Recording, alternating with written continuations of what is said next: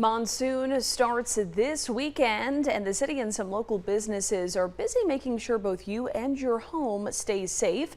13 News reporter John Macaluso asked for steps you can take ahead of the storms. Southern Arizona is continuing to prepare for monsoon, and part of that is preparing your home for the wind. Now, experts I talked to suggest having your tree looked at and your roof. You can do that by calling for an inspection. I talked to Arizona Pristine Roofing. They tell me as of now they can still do same-day inspections and repairs are a week or two out. The process is similar with trees, which recently saw more water than usual after a wet winter. The trees are burdened with that extra growth. It's pretty heavy, and so they're not only burdened with that weight, but they now serve as a sail.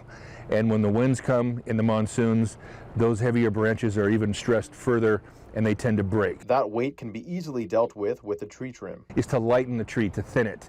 So we're not going to usually make a lot of structural reductions.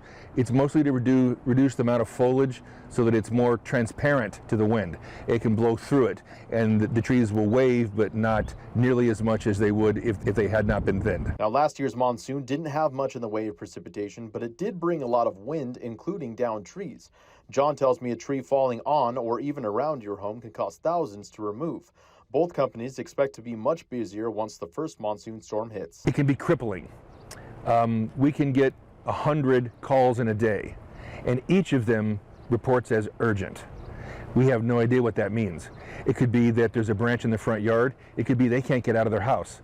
So we have to start assessing those promptly. For your roof, they recommend reaching out and getting an inspection if you haven't had one in a year, or calling them if you have any tiles or shingles on the ground.